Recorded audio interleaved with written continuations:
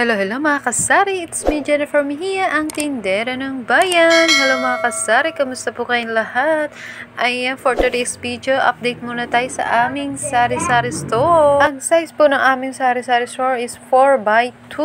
Yan, 8 square meter lang po ang aming sari-sari store dahil yung kapilang side po is kwarto na namin. Ayan, ito po ang aming kids section. Ayan, malapit na maubos yung laman ng ating mga pambata, yung mga candies, saka lollipop. Pero parating na rin naman po yung ating mga items, no, mula sa Shopee. Ayan, sa Shopee ko po kasi binibili yung aking mga panindang pambata. Ayan, ito naman po yung ating harapan ng ating sari-sari store, mga candies at gardenia. Ayan, yung ating gardenia ay kahapon lang po dineliver, no. So, ayan. Yan, 5 piraso na lang yung natitira, no. January 28 pa po may expired. So, itong isa is January 29. 2025. So, yan, malayo-layo pa. Kaya, mabebenta pa yan. Diba? Kahapon pa lang naman to na-deliver. So, bago-bago pa. At, pero di po tayo panindang hikaw. Yan. Yung hikaw po na ito, ay mas madalas pong bumibili yung mga lalaki, mga binatilyo.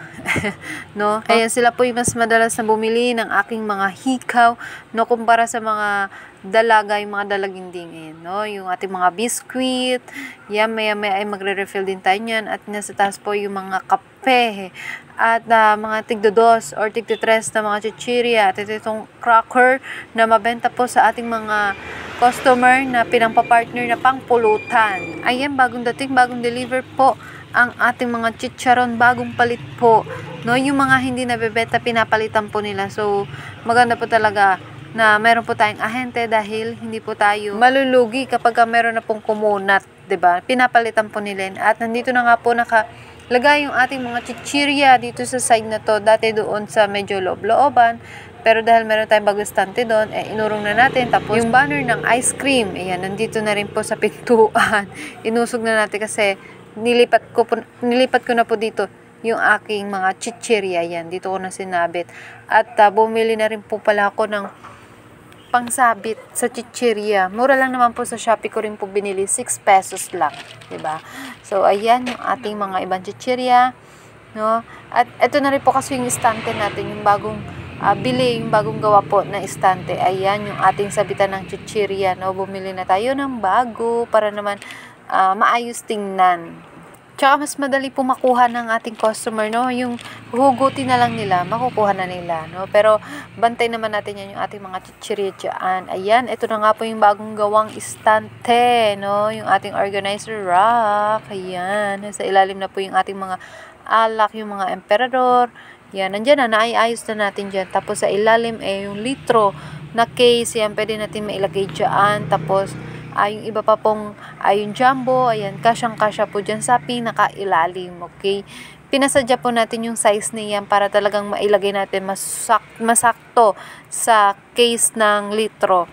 At dito naman po sa pangalawa na to, no, yung ang size din po nito nakataas is yung pang litro din po para naman hindi na mauuntog yung ating mga Emperador double lights na litro size, okay?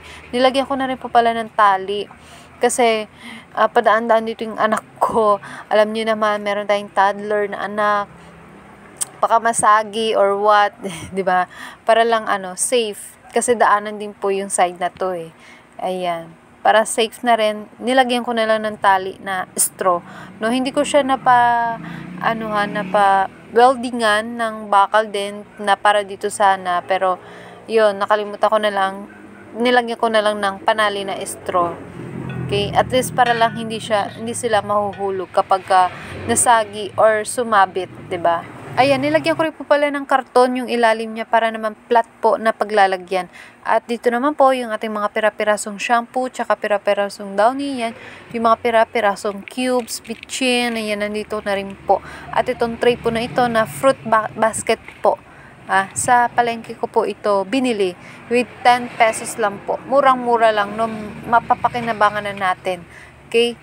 At ayan, dito ko na rin po nilagay yung ating itlog, no? Tsaka yung bawang sibuyas, ayan, nandito na rin. Hindi ko na po nilagyan ng box ng karton dito kasi yung mga nakatray naman po yung nilalagay ko. At nandito naman po yung stocks ng Magic Sarap. Ayan, nakalagay rin po sa fruit basket.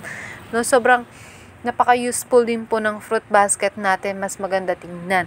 At nandito naman po sa taas yung mga iba ko pa pong chichirya na hindi kasya doon. Yun, dito ko na lang muna nilalagay. Okay, pang refill na lang din po doon sa harapan.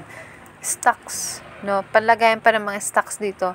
Meron pa po tayong ilalagay dito kapag yung mga ibang nasa baba, pwede pa natin mailagay dyan. Maayos na rin yan. No? So, ayan yung ating po pinagawa na organizer rack. Yan. Pina-welding po natin yan. Yung materials, ako na po bumili. Okay, yung bakal tsaka yung steel matting. At ito naman po yung ating ibang mga stocks na mga delata. Ayan, no? Yung ating bariya na coins na tigsa 5, 10, 20. Ayan, dito ko na lang po nilalagay. Sama-sama na po dyan. Pero yung mga tagpimiso, nakabukod naman po. Kasi para hindi tayo masyadong malito, tsaka mas mabilis po yung pagkuha ng sukli. At yung mga bills naman po, ayan, nandito na yan. Yung mga 100, 20s, 50s, ayan, dito ko po sa taas nilalagay. Kasi meron po akong anak na toddler, pag sa baba ko po ito nilagay, mamaya makita ko na lang, nagbibilang na siya ng pera. No, kaya, ayan, dito yan sa taas, nakalagay talaga, na hindi niya maaabot, okay? Pero pagka medyo okay na, at alam na niya na nagtitinda tayo, ibababa rin natin yan pagdating ng araw. Pero ngayon, ganyan lang muna. So, ayan, ito lamang po ang aking update mula sa aking sari-sari store. Hanggang dito na lamang po. Thank you for watching. See you in my next video. Bye-bye. Happy selling. God bless.